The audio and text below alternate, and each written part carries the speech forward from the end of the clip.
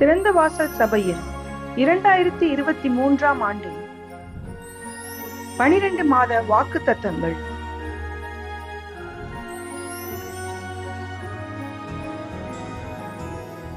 ஜனவரி மாத வாக்குத்தத்தம் சங்கீதம் 125:2.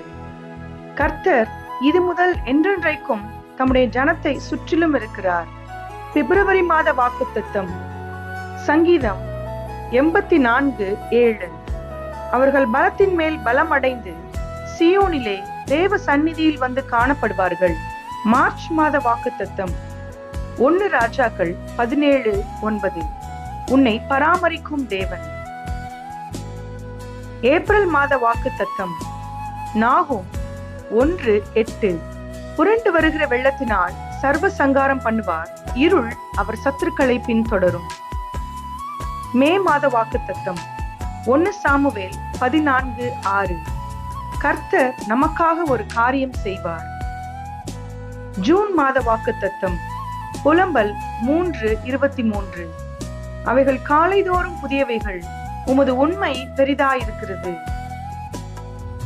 ஜூலை மாத வாக்குத்தத்தம் என்னாகமம் 10:29. உங்களுக்கு தருவேன் என்று கர்த்தர் சொன்ன ஸ்தலத்துக்கு நாங்கள் பிரயாணம் போகிறோம், நீயும் எங்களோட கூட வா, உனக்கு நன்மை செய்வோம். கர்த்தர் இஸ்ரவேலுக்கு நல்ல வாக்குத்தத்தம் பண்ணியிருக்கிறார் என்றான். ஆகஸ்ட் மாத வாக்குத்தத்தம் யோசுவா 1:6.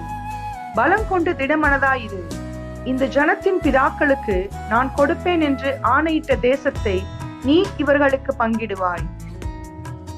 செப்டம்பர் மாத வாக்குத்தத்தம் சங்கீதம் 27:1. கர்த்தரின் வெளிச்சமும் என் இரட்சிப்புமானவர், யாருக்கு பயப்படுவேன்?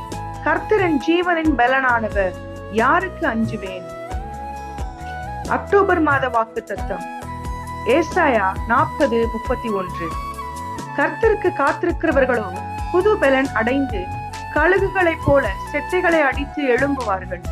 அவர்கள் ஓடினாலும் இளைப்படையார்கள், நடந்தாலும் சோர்ந்து போகார்கள். நவம்பர் மாத வாக்குத்தத்தம் சகரியா 6:13. அவரே கர்த்தருடைய ஆலயத்தை கட்டுவார், அவர் மகிமை பொருந்தினவராய் தம்முடைய சிங்காசனத்தின் மேல் வீற்றிருந்து ஆளுகை செய்வார். தம்முடைய சிங்காசனத்தின் மேல் ஆசாரியராயும் இருப்பார். இவ்விரண்டின் நடுவாக சமாதானத்தின் ஆலோசனை விளங்கும். டிசம்பர் மாத வாக்குத்தத்தம் ஏசாயா 9:2. இருளில் நடக்கிற ஜனங்கள் பெரிய வெளிச்சத்தை கண்டார்கள், மரண இருளின் தேசத்தில் குடியிருக்கிறவர்களின் மேல் வெளிச்சம் பிரகாசித்தது.